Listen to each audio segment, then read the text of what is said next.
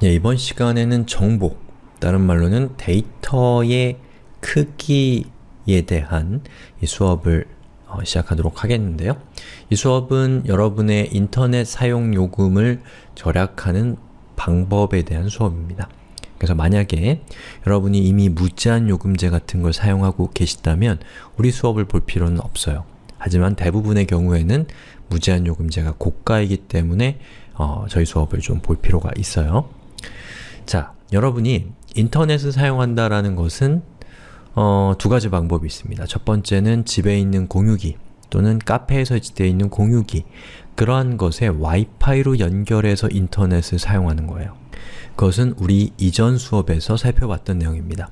자, 그 경우에는 여러분이 인터넷을 사용을 한다고 하더라도 비용이 추가로 발생하지 않기 때문에 아주 간단해요. 고려해야 될 것이 별로 없습니다. 그런데 우리가 언제나 와이파이를 사용할 수 있는 건 아니잖아요. 집 밖에 나갔거나 아니면 산속에 있거나 뭐 그런 여러가지 상황들에서는 여러분이 와이파이를 사용할 수가 없습니다. 자, 그런 때는 결국에는 통신사와 연결을 해서 여러분이 인터넷을 사용을 하게 되는데요. 그때 여러분이 정보를 전송하는 양에 따라서 이 비용이 달라지게 됩니다. 그런데 그 정보의 양을 계산하는 것은 쉬운 일이 아니기 때문에 우리 이번 시간에는 문자, 사진, 또 음악 또는 동영상 이런 것들이 정보의 양이 어떻게 되는지, 그거에 따라서 우리가 어떤 전략을 가지고 인터넷을 사용을 해야지 요금 폭탄을 맞지 않는지, 그런 것들에 대해서 우리 이번 시간에 살펴보겠습니다. 어려운 내용 전혀 없습니다.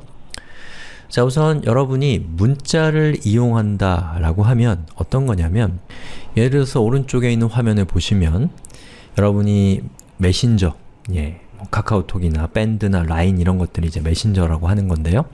이런 메신저를 이용해서 상대방과 문자를 이렇게 주고받는 경우에는 비용이 거의 발생하지 않습니다. 문자는 아주 정보의 양이 작기 때문에 그만큼 저렴하게 사용할 수 있는 정보예요. 마찬가지로 여러분이 어떤 뉴스라든지 또는 어떤 책이라든지 그런 것들을 볼 때 그게 문자로만 이루어져 있다면, 지금 보시는 것처럼요, 그런 경우에는 역시 마찬가지로 아주 저렴한 정보의 양이 아주 작기 때문에 저렴하게 사용할 수 있습니다.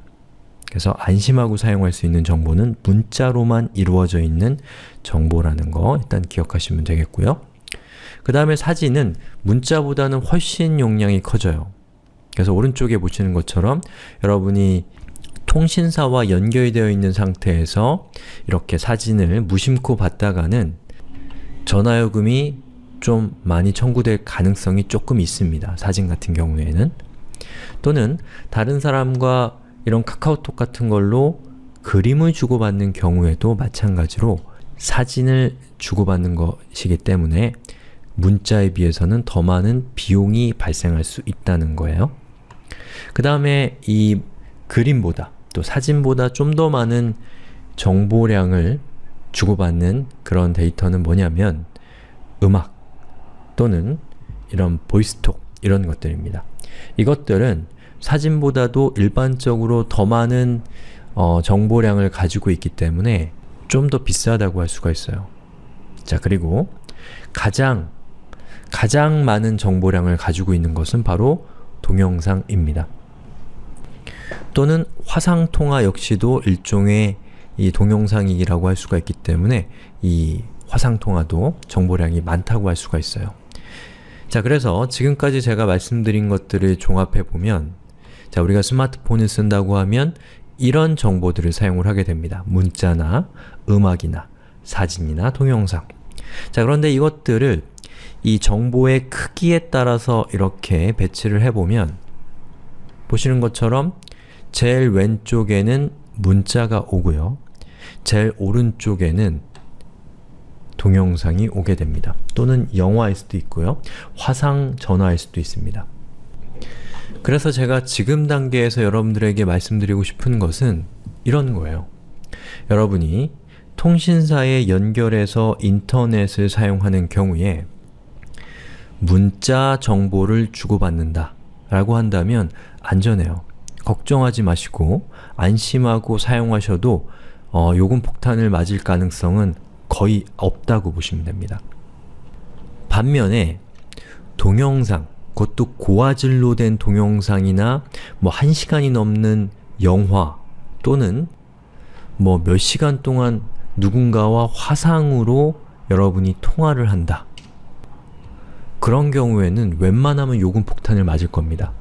그렇기 때문에 제가 지금 권장드리는 방법은 여러분이 와이파이로 연결되어 있지 않은 환경에서 인터넷을 사용한다면 동영상은 아예 보지 않는 것이 좋습니다. 누군가가 여러분한테 뭐 카카오톡이나 이런 메신저를 통해서 이 동영상을 보내와도 그거를 와이파이를 사용할 수 있는 환경에서 보시는 것이 저는 좋다고 생각해요. 그럼 그 중간에 있는 사진이나 또는 음악은 어떻게 해야 될까요?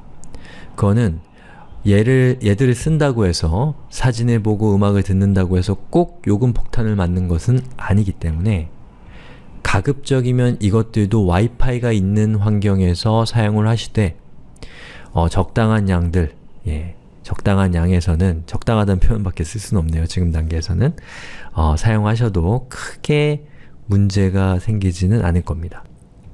그런데 하루 종일 음악을 듣는다거나 엄청나게 많은 사진을 본다거나 또는 아주 고해상도의 화질이 아주 좋은 사진을 인터넷을 이용해서 사람들과 주고받는다거나 그렇게 되면 이것들 역시도 요금 폭탄을 맞을 가능성은 있습니다.